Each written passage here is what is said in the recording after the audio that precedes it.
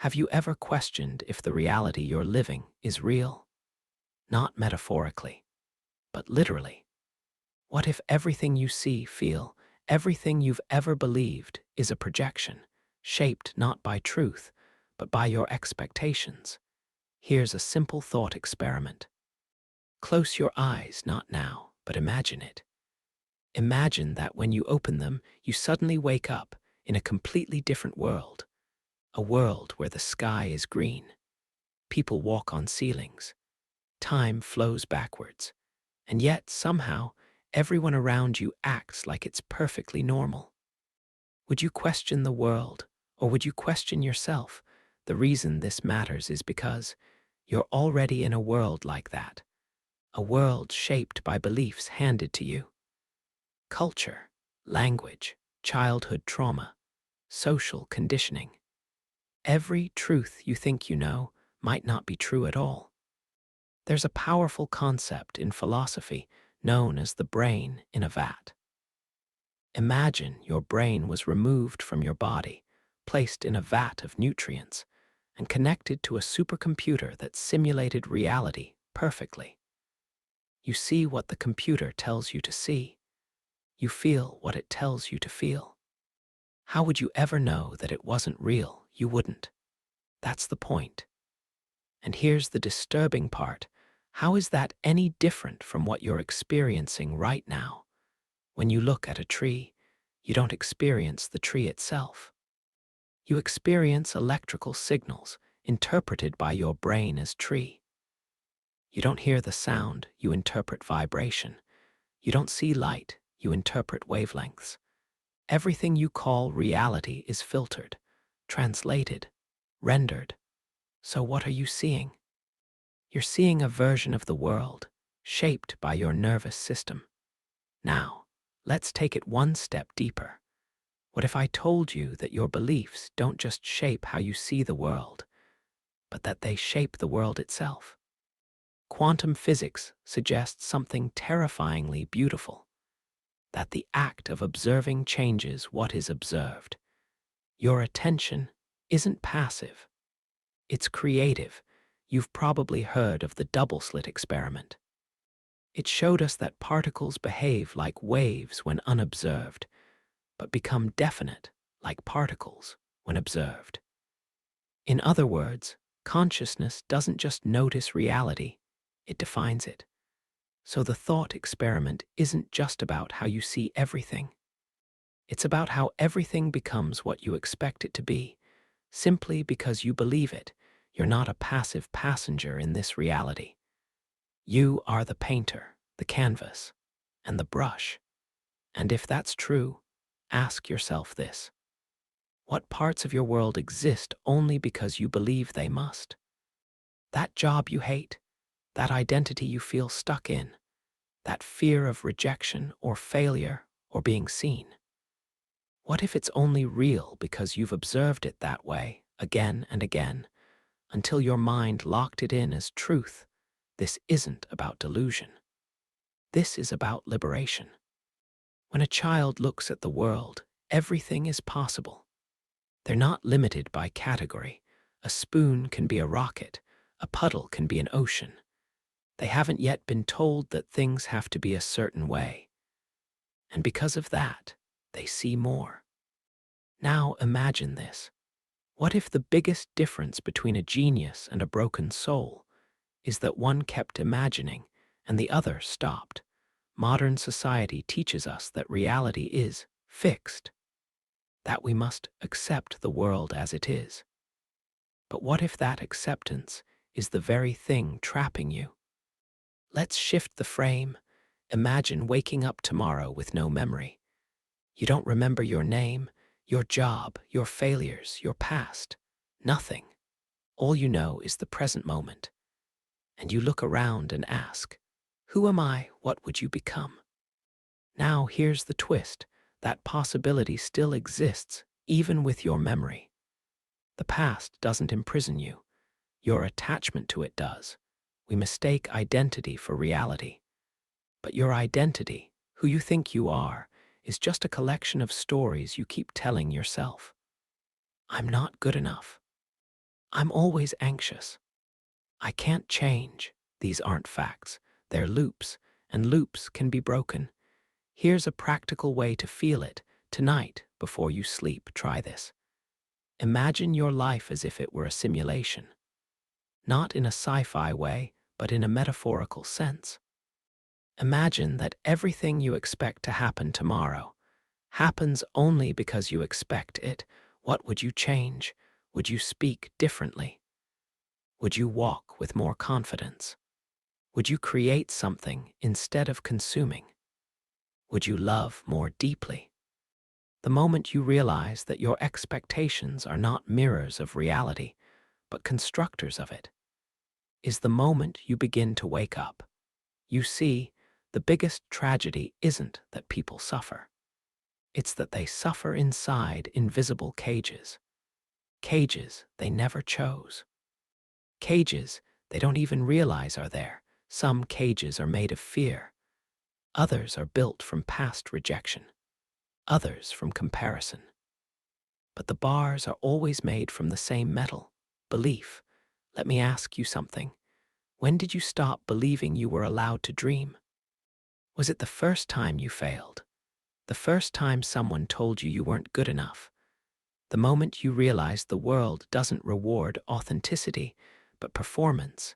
Here's the secret. You can walk out of the cage, right now. But only if you're willing to question what put you in it. Philosopher Alan Watts once said, "The menu is not the meal." Meaning, the ideas we hold about life aren't life itself. They're just descriptions, maps. And sometimes we spend so long studying the map that we forget to live the journey. Let that sink in. You are not your map. You are not your past. You are not your thoughts. You are the consciousness aware of those thoughts. And that awareness is free. When you begin to live from awareness, instead of autopilot, the world opens. You begin to see again, not through the dusty lens of survival, but with the clarity of possibility. There's a reason mystics, philosophers, and even scientists all reach the same conclusion in different languages, that what we call reality is fluid, malleable, subjective. So if it's subjective, if it bends to our attention, our expectations, and our perception, why not shape it consciously? Because here's what no one tells you. You don't have to keep being the version of yourself you've outgrown. Every morning is a reset. Every breath is a choice. And every moment is a doorway. The thought experiment is simple.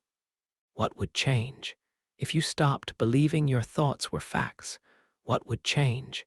If you stopped believing your thoughts were facts, you'd stop reacting to every fear. You'd stop chasing approval. You'd stop identifying with the voice in your head that says you're not ready, or that you'll fail, or that your dreams are too big. You'd begin to ask different questions. Not, what should I do? But what's calling me? Not, how do I fit in? But where do I belong? Not, what do they think of me? But what do I think of me? These are the questions that shift timelines. There's a parable in Eastern philosophy. A man walks through the forest and steps on a thorn.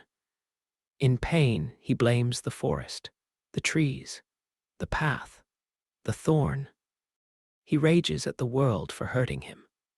But another man walks that same path, steps on the same thorn, and instead of blaming the forest, he asks, why was I not watching where I was walking? Same thorn, different awareness. Life doesn't change because the path changes. Life changes because you do. Here's the uncomfortable truth. Many people would rather suffer in a familiar pain than risk the unknown freedom. They'd rather repeat the same year of their life 80 times and call it a life than step into the terrifying beauty of real change. Why? Because freedom demands responsibility. And most people are afraid of that responsibility. But you're here, listening, thinking, feeling the edge of something deeper. That's not an accident.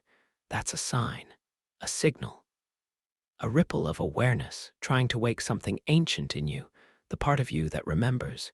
You are not small. You were just taught to think small. You are not broken. You were just conditioned to forget your wholeness. You are not lost. You are just on the verge of remembering who you are. Let's go back to the thought experiment. You wake up one day in a strange world. Nothing is as you knew it. Everyone speaks in symbols. Trees breathe. The sky whispers. Time doesn't move, it spirals. Would you panic? Or would you explore? Would you try to force the world to match your old map? Or would you surrender to discovering a new one? This is the invitation of consciousness. To let go of the illusion that you know and to fall in love with mystery again. The greatest minds in history didn't just think better, they questioned deeper. Einstein once said, "The most important thing is not to stop questioning." Because questioning is awakening, so here's your practice. It's simple but not easy. Every time you hear a voice in your mind say, "I can't," pause. Ask, who said that? Where did it come from? Whose voice is that? Is it a teacher from your childhood? A parent? A failure from your past? A story you absorbed from society? And then drop it. Just for a moment. Imagine who you'd be without that thought. That is freedom. Not in theory, but in practice. And the more you practice it, the more your entire reality begins to shift. Not because the external world changes, but because the lens through which you see it becomes clearer. Imagine putting on glasses for the first time after a lifetime of blurred vision. Suddenly, the world was always beautiful, you just couldn't see it. The same is true of your mind. Your attention is the lens. Your beliefs are the prescription, and your awareness is the light. The most profound transformations often begin not with answers, but with better questions. What if nothing's wrong with me? What if I've just been carrying beliefs that don't belong to me? What if I'm allowed to rewrite the script? What if healing isn't becoming someone new, but remembering who I was before the world taught me to forget? These aren't just questions. They're spells. They rewire your perception. They open portals in your consciousness. They allow the soul to breathe again. And when you breathe from that place, everything changes. Your relationships feel different because you're no longer performing. Your goals shift because you're no longer chasing validation, but alignment. Your fear quiets, not because the world becomes safe, but because you become whole. Wholeness isn't perfection. Wholeness is permission to be fully here, fully alive, fully you. There's an ancient idea that enlightenment isn't about becoming more. It's about becoming less of what you're not. Less ego, less noise, less resistance, until only truth remains. So try this. For just one day, live as if your thoughts are suggestions, not commands. Live as if your past is a place you visited, not a place you live. Live as if your life is art, and you are both the artist and the masterpiece, because you are. And here's what no one teaches you in school. You don't need permission to wake up. You don't need a guru to validate your path. You don't need the world to understand your journey. All you need is the courage to begin again. One new thought, one new choice, one moment of awareness. That's all it takes, because small hinges swing big doors. And now, the most powerful question of all, if you knew, truly knew, that this life is not a rehearsal, what would you do differently today? Let that question live in you. Let it echo. Let it disturb you. Because discomfort is the birthplace of awakening. And if this video sparked something in you, if it made you question or feel or see differently, tell me in the comments. What belief are you ready to let go of? Your words might help someone else wake up too. And if this resonated with you, if it touched something real, give this video a like, share it with someone who needs it, and subscribe for more ideas that challenge the way we see reality. Because the mind is a labyrinth. But you were born to find the center. And you don't have to walk that path alone. You're not behind. You're right on time. Stay awake, stay curious. And remember, reality bends to those who dare to question it.